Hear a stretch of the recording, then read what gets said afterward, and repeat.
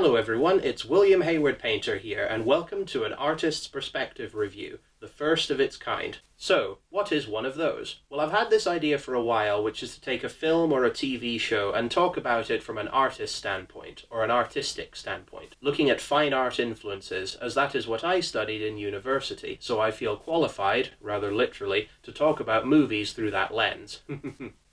I want to talk about the plot of what I'm reviewing, but also artistic influences, references and ideas from other movies too, and whatever else I feel is relevant. I'm full of little observations on this topic, and it bridges the gap between my two great loves, art and entertainment. With that said, I don't especially see this video as being the prototype for my artist perspective reviews, not in terms of style, but in terms of subject matter at least, because today's video is not about a film, but rather a trailer for one, Jordan Peele's Nope, set to be released in July 2022, COVID permitting. I'm a big Jordan Peele fan. To see my upcoming videos about his work, feel free to like, share and subscribe, ringing that notification bell to get notified on all updates they come through in the future. So I do enjoy Jordan Peele's first two movies, Get Out and Us, from 2017 and 2019 respectively. Even The Black Klansman, or the most recent entry in the Candyman franchise, which both of those films are not directed by him, rather by Spike Lee and Nia DaCosta respectively, though Peele has a producer credit on both projects, and similar to his work as a director, those movies are about race, or racism in particular, class and gender, and specifically about challenging stereotypes about what it's like to be black and what it's like to be white in America. In America. Yeah. All of these topics Peele is passionate about exploring cinematically, and his new film, Nope, appears to be no different, but I'll try not to speculate too wildly on what this film is about, or what the twist will be. Peele loves to have a twist that reframes the entire viewing experience, and so therefore the film is then fun to dissect on repeat viewings. I'll try not to make crazy predictions about this film, at least not too crazy. Not because I'm worried my predictions would be wrong or anything like that. Upon DVD release I'll do a full review of this film, and if my theories are wrong I'll admit it. It's just that this trailer does its job well, almost too well, as it gives nothing away about the story, at least little about the character storyline, so there's not much to speculate on. Although I shouldn't complain too much, as trailers nowadays tend to feed you misinformation or give too much if everything away about the film. The Nope trailer, however, is not like that. It's very mysterious and does what a trailer, or teaser, should do. Intrigue and hype the viewer up to see the film in question, kind of like it has with me. Before we talk about the trailer itself, I'll say that the first I heard of this film was the poster, released in July 2021, a full year before the movie is due to come out, and now this trailer in February 2022. So we're 5 months or so from release at this point. Spoilers for the trailer, but Nope is set in Southern California, in the desert, which this poster does a good job of hiding as it's dark, and it looks kind of grassy, or there's more foliage and mountains in the background, so the horizon gives the idea of it being in the north, or at least ambiguous in terms of location with the nighttime setting, as it obscures this location. I like that we see the sky on the left corner, it looks lighter blue, but as we pan up it's darker and we see the stars beyond, which can mean only one thing. The terrifying plot of Jordan Peele's new movie is about aliens. Yes, as silly as that sounds, I have my reasons for thinking so. This is a good time to bring up the cast. Stephen Yeun is in the film, of The Walking Dead fame, also Keke Palmer, who to my dismay I've not seen in other things, at least not yet. I'll watch stuff featuring her before this movie is out, as I'm curious. Though the trailer showcases her range as an actress, more of that in a moment. So we have both of them, but what got my attention was the inclusion of Daniel Kaluuya as the leading man, as he was the lead in Get Out, Peele's first feature. Although the trailer for Nope makes it clear that this movie has nothing to do with Get Out, other than that Peele is making it and Daniel Kaluuya is the lead, or a co-lead with Keke Palmer. Saying that, let's talk about the trailer. I mean, that's why we're all here, right? The trailer opens with a series of famous still photographs of a male African-American jockey riding a horse, assembled as a motion picture, one of the first of its kind by Eadweard Muybridge. Very artsy, especially the numbered stills, so the sequence was properly presented, I'm sure, as well as that the celluloid burns up at the end. There's a sense of motion, but also destruction, literally. The famous aspect of this footage isn't the rider of the horse, who is pretty anonymous, which could make for an intriguing or creepy backstory or something in this movie, as I don't know who this person really was, following personal research I've conducted anyway. But this is perhaps the point, as Black Americans, or people of colour in general sadly, as important as they are often underrepresented or just left out of history, also the arts and technological advancement. Which this clip encapsulates all three of those elements. One way or another, this person certainly looks confident and experienced in his equestrian training. This historic 2-second clip has voiceover by Keke Palmer's character. Did you know that the very first assembly of photographs to create a motion picture was a 2-second clip of a black man on a horse? Palmer's character is ostensibly called Gill Haywood, with who I believe is her brother, James Hayward. To what I've read online, these two characters are siblings rather than characters in a relationship or married. At least that's what I've read. For one thing, they act as if they are. I have two things I'll say about their names, Gill and James. First of all, I don't like their surname. I don't hate it, but I don't like it. Forgive me for saying so, it's just a personal pet peeve of mine, as my surname is Hayward, Hayward, and theirs is close, which isn't the issue, it's just that sometimes I get letters in the post that spell my name wrong, for example Heywood, which makes my blood boil, as it's just wrong. Good guess, but wrong. I guess that their name is so close it just annoys me as it reminds me of that, but anyway, let's move on. Another thing more important to the concept or the story as I see it, it reminds me of the story of Jack and Jill, at least going by their names, but there's a slightly different spin, as Jack and Jill is a European fairy tale, i.e. the characters are white children, but Jill and James are black adults, so there's a subversion there, or I can sense one. I'll just explain a bit more. The Jack and Jill story is as follows, as since it's been a very long time since we were all at nursery, I'll just go over it. Jack and Jill went up the hill to fetch a pail of water. Jack fell down and broke his crown, and Jill came tumbling after. Already there's a sense of patriarchy. Jack is the main character, status is important, and he's the first to fall, with Jill following. Up Jack got, and home did trot. Trot. Like a horse? There's an interesting observation. As fast as he could caper, went to bed to mend his head with vinegar and brown paper. Jill came in and she did grin to see his paper plaster. So she's happy that Jack is better, although we'll read, Mother vexed did whip her next for causing Jack's disaster. Okay, so holistically what happens here is the children are sent on an errand, calamity ensues as Jack is injured and Jill is blamed for it. When it's really his own foolish fault, or at least his fault, but their mother must be gullible enough to believe the story. Jack told about what happened, and Jill gets punished for it by being slapped. I'm willing to believe that James and Jill in Nope are a satire on that story. In that unlike Jack, James is a bit sidelined, less important or invested in what his sister is doing or pursuing. And saying that, Jill is ambitious, confident and proud, but not arrogant, and these are admirable qualities. I'll say now, I won't go as far as to say that this film is making a feminist statement of some sort. It could be, but given my satirical theories and the closing bit of this trailer with Jill being swept up into the air by an unseen force, that doesn't challenge the Jack and Jill story with Jill getting wrongly punished for Jack's accident. It's weird, I'm not sure what's happening story-wise or what this symbolises. So the jockey in the film is James and Jill's great-great-great-grandfather, I believe. They're either 2 or 3 generations descended from him. It's tricky as Jill says great-great, but James adds in a third. Possibly as a joke, but this clip says something about their characters. Jill is upbeat, James is downbeat, good Jordan Peele comedy double act concept. Very key in Peele.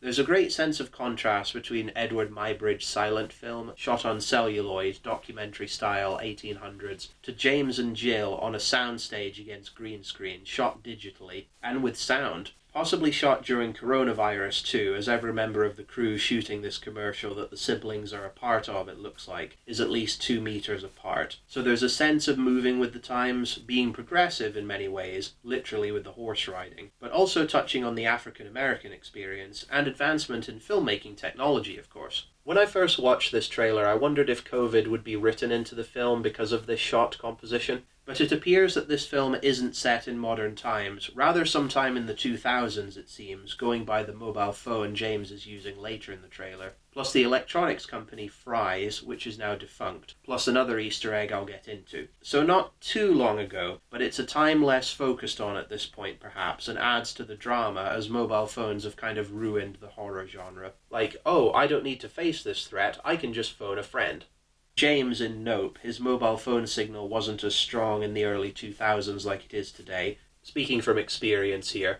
So that aids this movie. Before we move on, I'll say that writing COVID into a film, which this movie doesn't look to be doing, well, that could make for drama, but might just be a meta joke in this scene, and besides, it would undermine the extraterrestrial horror plot of this movie. A COVID horror movie is a subgenre all on its own now, and a subversive summer horror movie like this is its own Jordan Peele-shaped thing, so best not try and combine them, as one of those is enough. We see Gill, centre frame on TV, which has a blue tint, contrast to the green and the yellow lights above, also the upright surfboards off camera, which I'm not sure what that's about. It creates a contrast to the other colours in the picture, but I'm not sure what the significance is, to this scene at least. We'll come back to that as the trailer goes on. The environment that the people are in is unnatural, compared to the silent film as the racetrack environment is real, and it's like they're reconstructing it in the present day with real people, but in virtual space with green screen and motion trackers. Comically so, particularly as Gill is wearing green like the background, so she, like the background, will be augmented, though not in the way she wants. Check this out. And that man is my great-great-grandfather. Great. There's another great-grandfather. Yeah. She's confident, but maybe to the expense of common sense in this way, though her strong black woman archetype is admirable, particularly as she looks like the only confident, jovial, spokesperson-y character in this film, going by the trailer. She dances, she's cool and hip, got some of those sister locks. Cut to 2 switches, which cues the music. Fingertips, parts 1 and 2 by Stevie Wonder. He's very young singing this track, but more of that in a moment. The switches are black on a mostly white surface. There's a sense of duality. Also, these switches are circular. One is turned by James, just as the horses turn and trot in a circle. White and brown horses, in contrast to the black horse we saw in the opening shot. We're on the ranch during the day. We see them tied up in their pen. Reminds me of a carousel, like at the fairground. This is quite a pleasant moment as they walk and James leaves them to it. For someone less enthused than his sister, he for sure cares about their ranch. We see him on horseback on the range. He's looking after them, even if it is hard work, so that's pretty nice. It's in this shot and the next that we see what kind of looks like a field of windsocks, like at the airport, although these are all different colours than the typical red-orange windsocks and have hair and arms and blow in the wind. I believe in America they call them tall boys, or they could be a symbol for sky dancers. Sky dancers. They look silly, but Peele makes them look creepy. It's the placement of the flailing arms these things have, also the cartoon faces and spiked up hair, which vaguely gives the idea of them looking like African-American people, in a stereotypical sense, that is. It's the faces in particular that make me think that. However, it might just be me reading too deep into this, although it is fun to speculate on what these things are and what they mean metaphorically. I imagine they're there to indicate how windy it is on the range. Also a stimulation for the horses, maybe? Also their height and leanness makes them look like basketball players, but going back to the idea of colours, and often racial significance in Jordan Peele's films, if these were all black, it would be too obvious if that's the intention for what they're supposed to look like, and I'm willing to believe these inclusions are to diversify the colour palette of this movie, for one thing, as they're all purple, orange, green, blue and yellow. I would imagine no Asian reference intended by that, at least not on my part. Although Stephen Yeun is in this film, and he's Korean-American. His inclusion reminds me of the Asian member of the Red Alchemist Society in Get Out, although this feels like a larger and potentially more benevolent role in this movie compared to that. But going back to the tall boys, I think it's to do with life and death, as we'll soon see. It reminds me of a documentary trailer I saw for the American painter Clyfford Still, where even his abstract paintings go back to the figure in terms of design, that when we're alive, we're upright, vertical. When we die, we become horizontal. Interestingly, there's fields here on the ranch, like farmland, and the figures look like they're leaning over, tending to the land, like distorted figures in a Clyfford Still painting. Or even as slaves out in the field, possibly. Which is interesting, but especially creepy, as it's innocent on a surface level, but something feels off here. Gill says the Haywood Ranch are the only black horse trainers in Hollywood, and they like to say that since the moment pictures could move, they had skin in the game. Yeah, skin in the game. This means a few things. As characters, but more deeply as black Americans, Gill and James, and potentially others on this ranch, are the odd ones out in the community, the town, and the horse trainer community too, as we see white tourists in this area, and Stephen Yeun again, who works here.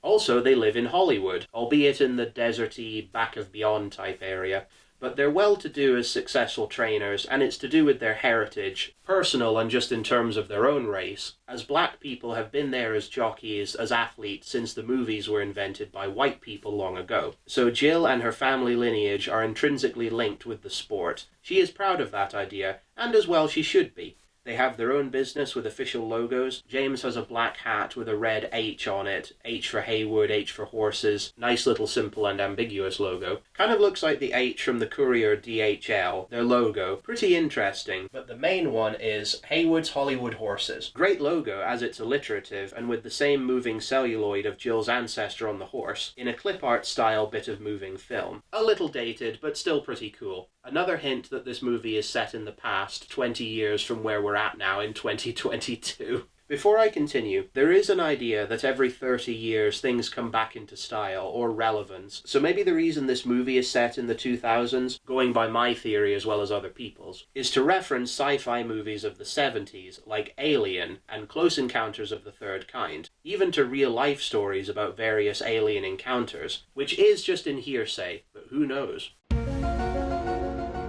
I feel there's a wish fulfillment to this movie, that black people, however sidelined they might have been in history, have their place in it, and that should be recognised. Over Jill's voiceover, we see the Haywood's horse box. Being driven by a car, we have a black horse. Lots of black horses in this trailer, come to think of it. In a white horse box, being driven by a white car. It's not creepy, but it's stark and harsh, the contrast. You know, the thought occurs to me that if there are that many horses in this movie, with a title like Nope, perhaps it should have been called Neigh. I know, I'm not the first person to make that joke, but you know what? The point still comes across. So anyway, I suspect Gill and James are from out of town, maybe not too far out, but we can see them taking the highway to their new ranch in the desert. This is the first of two visuals that remind me of The Hills Have Eyes. Bear with me on that one. We see a shot of, I think, James in the barn outside during the day, tending to a horse, plus another black man in a cowboy hat, which is funny. This shot reminds me of a bit early on in Ghostbusters Afterlife. There's another movie with a small town setting. Ghostbusters Afterlife was set in Oklahoma, so the American South. Nope is in Hollywood, California, so similar but not the same. Both of these movies also have a wistful element for the 80s, the Spielberg-Lucas era of blockbusters, but also Stranger Things too. Which leads me to a pivotal point. Peele is enamored with Spielberg movies, also Kubrick films. We see a shot of a record player spinning. It's nighttime, nice blue and yellow lighting inside. Gill drunkenly robot dances in the house on the ranch. It's very nice in here. It's big, lots of art on the walls, ornaments, a big record collection. Very cool, very hipstery too. Seriously though, vinyl albums have never really gone out of style. In fact, it's back in the game in a big way, which is great. Can I just comment? It's more of a question, I suppose, but I'm not sure how it works in America. But in Britain, Which is where I'm from. often there's not much money in training or keeping horses, from what I understand at least. If I'm wrong, feel free to correct me in the comment section, please. So yes, in America, is there much money in keeping horses? If not, this again could be wishful thinking. Some black, well-to-do siblings moving into this place for work, etc. Going back to the scene, I guess the vinyl is a loose symbol for affluence, or analog, old school, cut off from the rest of the world type stuff, as well as being kind of fancy, rather than listening to music on CD, or even digitally. It is the 2000s, that's a thing. But vinyl is cooler. Their collection puts my own to shame, man. Jill's robot dancing reminds me of the girl robot dancing in her room in Friday the 13th Part 5. Peele references Friday the 13th quite a bit in Us. From Jason Wilson, named after Jason Voorhees of course, to the scene of Zora beating up the doppelganger twins, which is as brutal and over the top to the point of comedy, similar to Tommy Jarvis beating up Jason in Friday the 13th Part 4.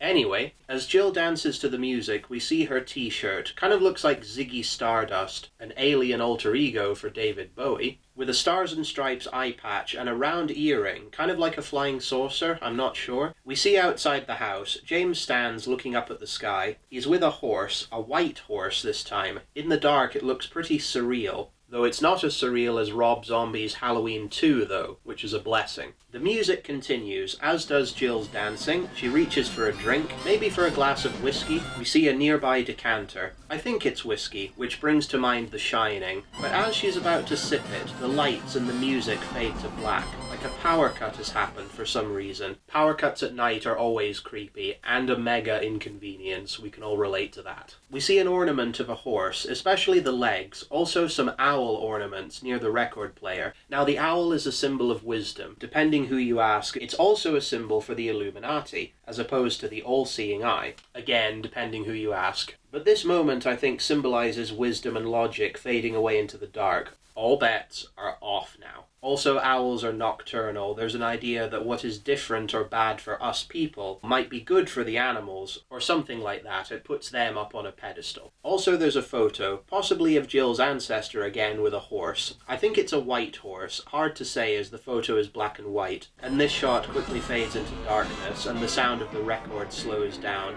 distorted and creepy. It reminds me a little bit of Gremlins, when Mrs. Peltzer switches the record player off and the sound distorts. Very memorable. A song high above the tree with a voice.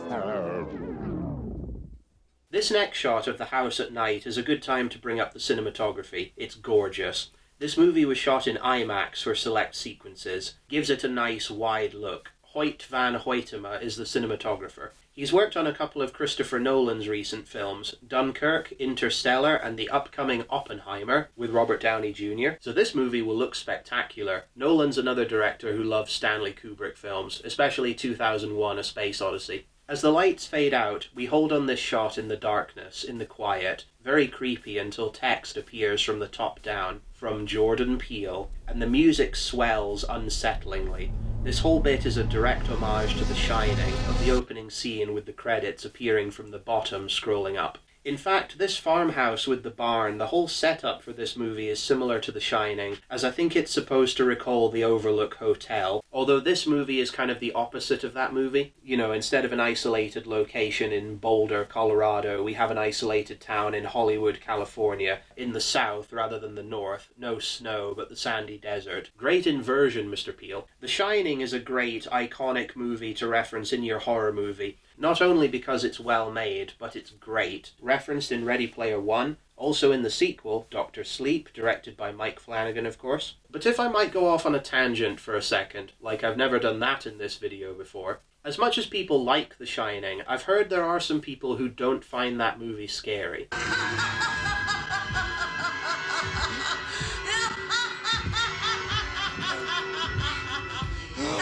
I disagree.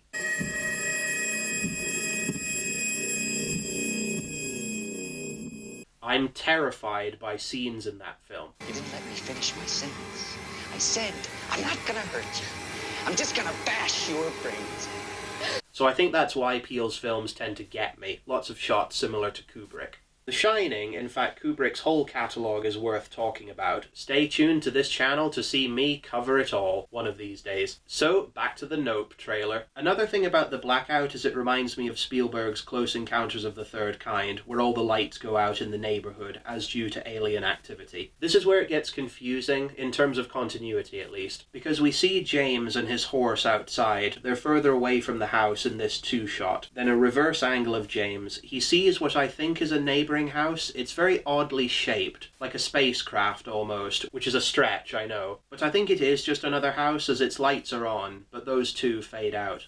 Here comes the scariest bit of the trailer for me, in terms of sound design. As we hear the wind whistle mixed with a scream, it doesn't sound human though. It sounds more like a horse. Then we abruptly cut to James looking back as his horse whinnies and bolts back across the range to the house. The lights are still on, so there's a continuity error there. But you see, the horse knows what's up. It's creepy and weird out, and the horse be all like, no, and runs away. The correct thing to do. There's a moment from Lil Rel Howery in Get Out that pairs well with this clip. Leave, motherfucker!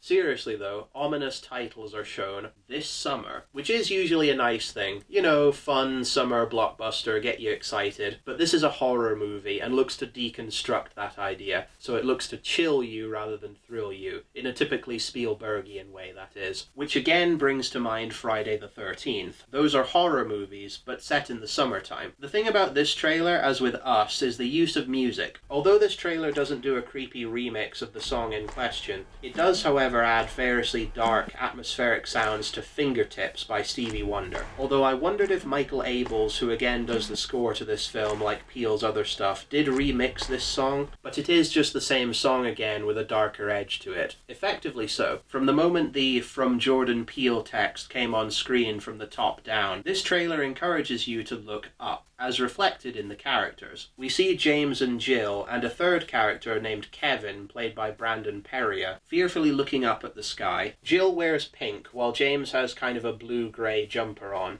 That use of pink and blue, possibly in terms of gender, reminds me of young Addie's clothes in Us a little bit. Kevin, who I assume is also the driver of the Fry's truck, the now defunct electronics company, his t-shirt says Earth, and I think we see phases of the moon around the Earth on his shirt too, which brings up the possibility of alien invasion in this film, but also of light and dark, by way of power, electricity, as the aliens seem to affect light going on and off somehow. The clothing of everyone in this trailer I think bears significance somehow. Lots of references to different animals. James has a great trailer line. What's a bad miracle? They got a word for that? It's a good question. Ignites a mystery, while also being a biblical, or at least more vaguely a religious reference. I tried to Google antonyms for miracle and didn't have much luck. I guess if a miracle is good and from God, a bad miracle might be called a curse, although those are from God too, according to scripture. This film looks to have a sci-fi theme, so I feel evil, unexplainable magic from the devil is off the table. I don't think there's any supernatural element in this film, and it's James's way of justifying these unexplainable happenings as best he can. He's faced with the unknown, and he's scared. Going back to the story though, if this film is about aliens, which I believe it to be, there is something to be said for perceived alien sightings, about how it's only really been reported since the invention, proliferation of television and radio, that UFO sightings have increased, or come to exist in the first place as we know them today, and that aliens all look like the Greys, grey-skinned, big-headed humanoids with black oval eyes, lean bodies, etc. I'm willing to believe that this is a dark satire on all of those ideas, as Peele artfully references all of these things in his trailer. From UFOs to aliens to photographic evidence of aliens, but also Earth animals too. Think there's a connection? I sure do. I'll explain. As the drums drum, we see Stephen Yeun's character, named Brian, from behind looking skyward. He's dressed in a red cowboy suit. It reminds me of the clothes Marty McFly wears in Back to the Future 3 when he's travelling back to 1885, the bright colours. Brian's clothes are heightened for comedic effect with all the red and white, two colours from the American flag. I wonder if he's part of a rodeo act, as he has an audience, it looks like, and a horse next to him, in a glass case. There's a black tarpaulin, which is pulled away to reveal the horse in its enclosure, which reminds me of Damien Hirst's work of cows and other animals preserved in formaldehyde. Great image to have in mind while looking at this. The creepy thing, though, is that when I first saw this trailer, the tarpaulin either blew off, or some unseen force, once again, blew it off.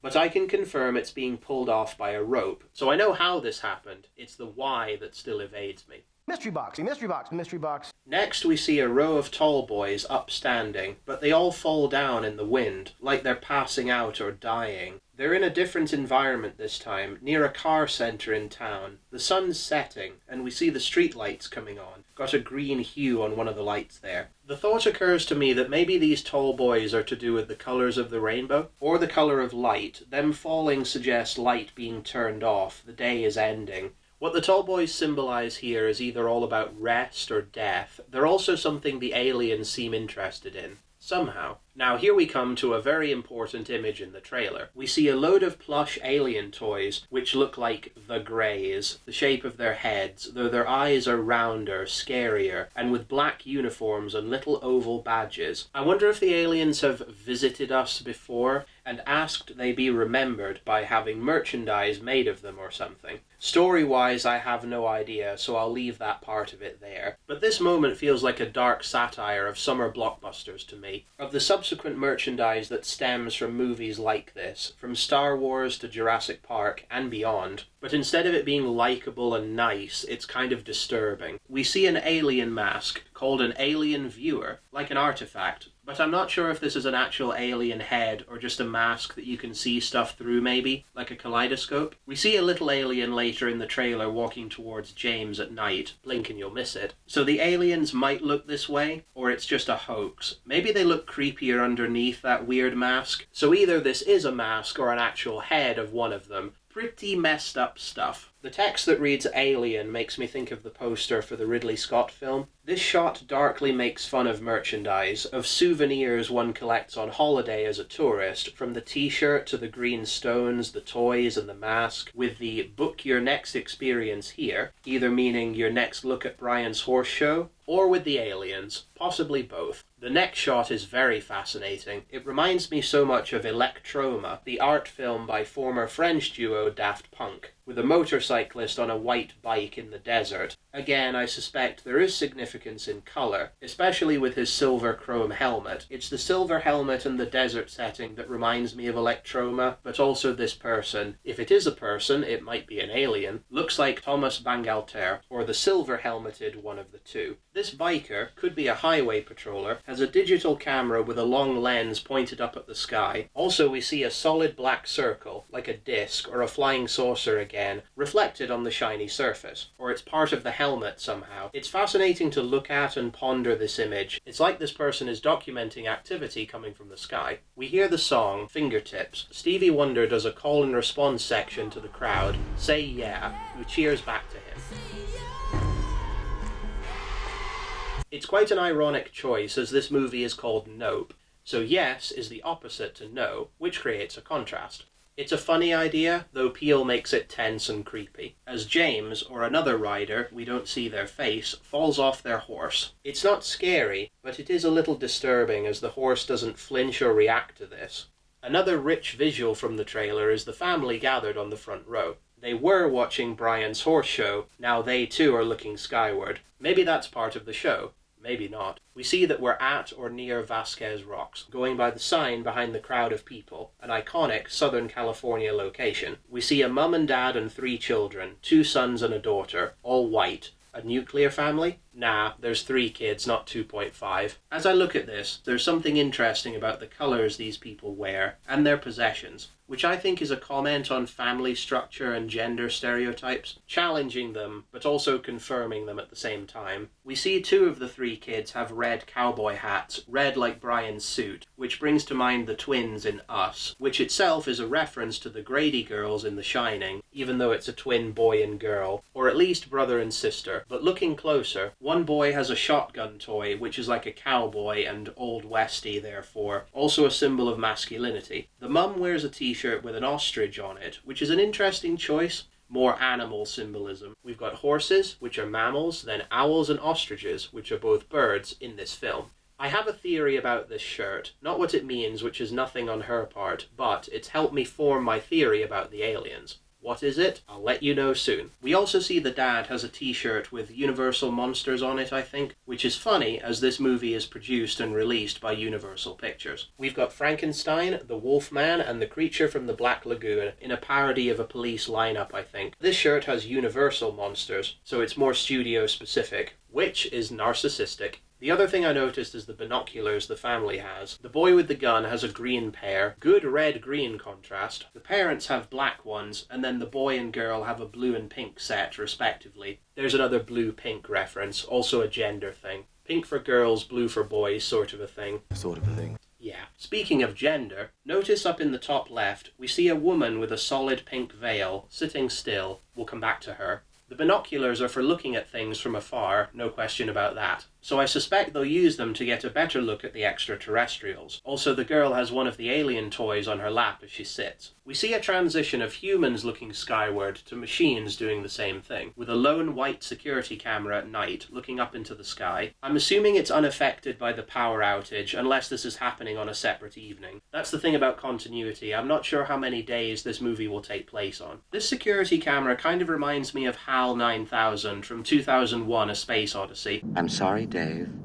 I'm afraid I can't do that. This idea of technology watching over us, looking out for us. Perhaps this camera will do what it's meant to do and not go self-aware on us, Terminator style. It's subtle to see, but James, and possibly the security camera too, are tracking a moving UFO at night. Looks like a typical flying saucer. The design is very minimal, not too scary, but it's the subtlety that makes this moment work. So now we come to the moment of the trailer that made me say, "Oh, that looks scary." It's the woman from the rodeo. She has a blue shirt and sun hat with a pink veil, like a bride. The woman stands up, and as she does so, we see her face revealed.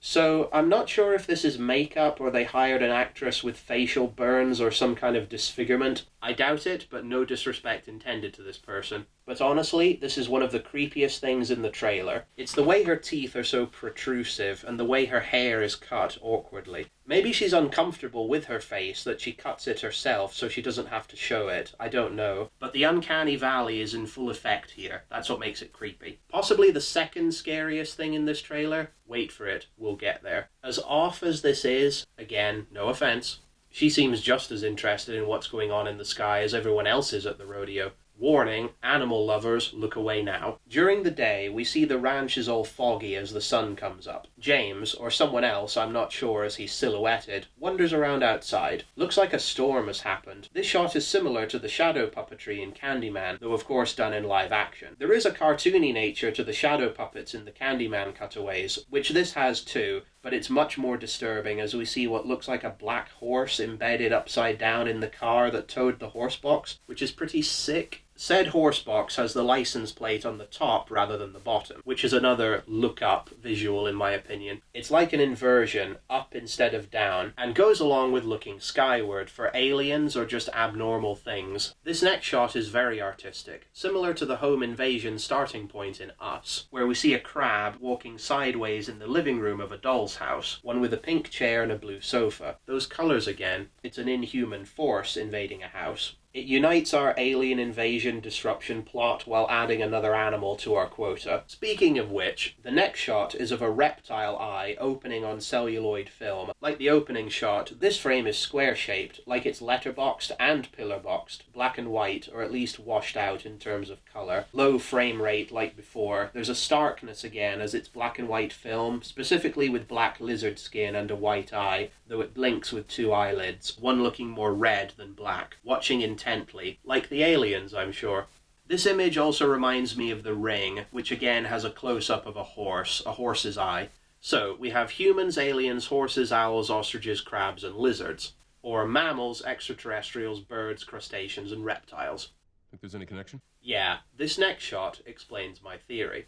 What we see here is a shot of a human hand, a white person. Looks like they're wearing a clown costume, which reminds me of child Michael Myers in Halloween. I'm not sure what this environment is. It's all out of focus. Looks like a nursery, like we're under a kid's bed with the colours. Lots of yellow light. It makes this moment creepier. I mean, apparently yellow in a kid's room upsets them. Parents, bear that one in mind. There's conflicting information out there. Trust me. The young child reaches over to a hand, reaching from outside. It's very ambiguous because it looks human, but not. There is a slight goofiness as going back to Gremlins, or rather Gremlins 2. It looks like a gremlin forearm, as designed and made by Rick Baker and his team, the colour, texture and detail. Speaking of which, this limb, it looks like a human hand, but also like a horse hoof at the same time. It looks like a black person's hand, mixed with a black horse, as it's hairy in an animalistic way. It's either human, as it has an opposable thumb, and it's making a fist with a thumb sticking out, although I've practiced doing that pose and I can't make it look like that. So those fingers are more likely a hoof and a thumb.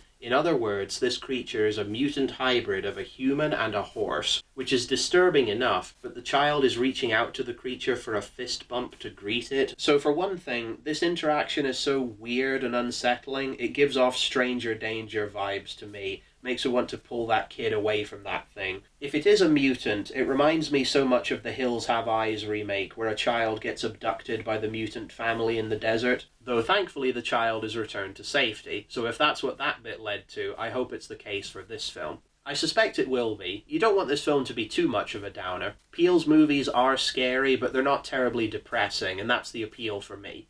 This moment also reminds me of the "I'll be right here" scene from E.T., compositionally anyway, though this being does not look to come in peace. Kind of like the xenomorph in Alien. That's part of the subversion of the summer blockbuster that this movie is doing. But what is it? Is it a weird horse-human mashup? I think so, but what has it got to do with the aliens? Are the aliens creating these composite beings? What for? Disruption of the food chain? Forcibly changing which species is the apex of creation? I think so. We see lots of different animals in this trailer, but we're focused on humans and horses. I think the aliens are merging them. It's why I think that the woman with the hat, as sometimes you see horses with kooky sun hats, isn't human totally. She's a hybrid. It's the face, nose, neck, eyes, hair, and teeth that make her look more like an animal. Which is so bizarre, but I can see Jordan Peele potentially doing this. We see a horse on a t-shirt, standing on its hind legs like a person, against the yellow light like in the human horse shot. As for the person on the motorbike, are they human or a hybrid too? Hard to say at this point, but there's definitely bizarre happenings going on in California. More so than usual anyway. At the start of this video, I said I wouldn't make predictions for Nope that were too crazy, so this is the cutoff point. Aliens are creating new mutant species out of humans and horses, and potentially other animals too, like we've seen in the trailer. Fine. Could be why Brian had that horse. Was he giving it up for abduction? A sacrifice? Unsure, possibly. Next, much like the shark in Jaws, we see the alien, except we don't completely, which is what makes it scary. James encounters the alien, and he can do the smart thing, either phone a friend or back off and run. He's doing both. Good man. This is another good moment to bring up the Stevie Wonder song in the background. The fact it's sung by a young him gives a sense of innocence, him leading a crowd of adults in a cheer, which is scary when juxtaposed with the woman with the veil, also all the weird visuals that quickly pass by. We see how tall the aliens are here. We see the top of their head and their eyes, and looks like they have weird little ears too. The height is like that of a teenager, even a child. It's the song in the trailer that suggests a perversion of innocence, but only by way of like haunted dolls or creepy evil children in horror movies.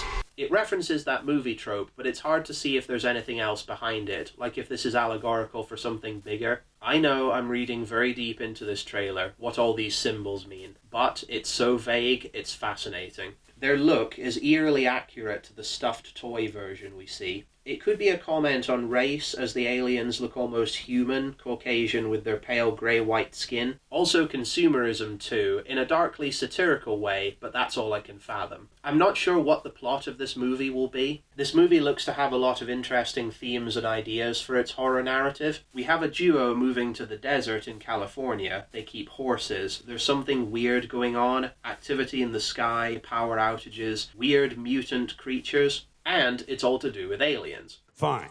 There's a lot of unexplained phenomena, but especially unconnected. Any one of these would be enough for your movie. I'm not saying they shouldn't all be together in the same story. I'm just curious how it's going to gel together story-wise. Particularly as the next few shots show Michael Wincott's character, Craig, caught in a dust storm, which is a very real issue out there and enough to strike terror into the hearts of the residents. Which it does here with Craig, causing him extreme fear and upset. Are the aliens doing that? Do they control the weather telekinetically too? I'm very unsure what the plot of this movie will be, but if I were to guess, aliens are trying to change the environment on a local level, and also make weird hybrids out of at least 2 different species, for some reason. We see James with an orange hoodie. Reminds me of that alternate ending in Get Out of Chris in jail, where we see a reference to The Mummy Returns from 2001, with Dwayne "The Rock" Johnson as Scorpion King. Great movie, which sets the time period for one thing, but especially it adds to my mutant species theory. We see a crab in this movie too. Maybe that's another weird crossover we'll see. The aliens might be here to invade, or mess up our ecosystem. Could be a comment on global warming, and the self-destructive nature of people, maybe. Are the aliens trying to teach us something, in a twisted way? We see James in his car at night, looking up at the sky. There's a storm that wasn't there before. Looks like wind, lightning. We have negative flashes. And rain coming, not from a cloud, but running off a cloud, like the alien craft is cloaked to blend in. It's very weird and abstract to look at, especially with the bunting, those kites hanging off the ship. The ship kind of looks like an eye, reminds me of the Suicide Squad with Starro at the end a little bit, though a lot less goofy in a weird way. This is also weird, but more unsettling than anything else. With all the weird and disturbing stuff in this trailer, Gill Haywood has a great trailer line. Yeah, nah. Which is funny, or delivered while scared, but with comedy, also referencing the movie title. She's seen weird stuff and is just like, nope. Her hair and clothes look a bit different to the scene where she's dancing. Maybe this is a separate evening. Looks very 2000s, got that headband and sister locks. Vaguely, it reminds me of the Fresh Prince of Bel-Air. Not that. It's like lightning disappeared. More like that. Anyway, like many smart black women in Jordan Peele's movies, she urges, I assume James, to hightail it out of there away from the danger.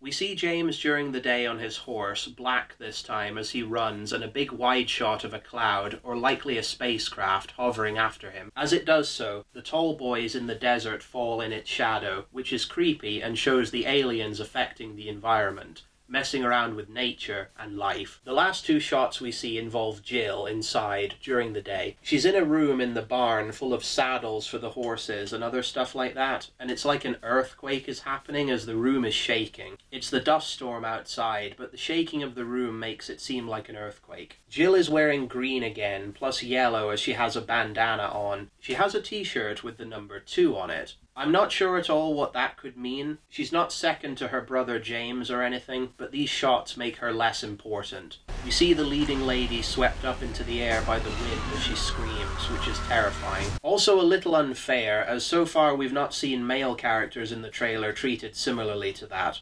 To me, it's a little unfair in that way. And much like the Get Out and Us trailers, the end or near ending of those movies gets spoiled by the trailer. In other words, I hope this isn't Jill's fate. It wouldn't be a good end to such an upbeat, hip and with it character. Or at least it would dissatisfy me. This movie seems very utopian with its characters. It wouldn't be right to do them a disservice unless it helps make some kind of statement.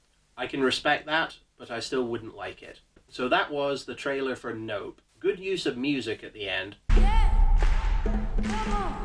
As we see the release date for the movie, it's like Stevie Wonder is getting us excited to see this new movie. I'll be going to see it, but I'm scared out of my wits by this trailer. Here's another weird observation. That date, 7/22/22, oddly it reminds me of 11/22/63, the Stephen King book. I haven't read the book or seen the J.J. Abrams adaptation. It's just something about those dates that sticks with me. The marketing for this movie goes way old school by having a website for the film, www.nopemovie. Very 2000s. Keyword, nope. In keeping with the time setting of this film. Nothing much is on that site right now, but stay tuned, I'm sure. Well, those are my thoughts on Jordan Peele's Nope. I hope you enjoyed my video, as long and out there as it was. I'm really looking forward to this film.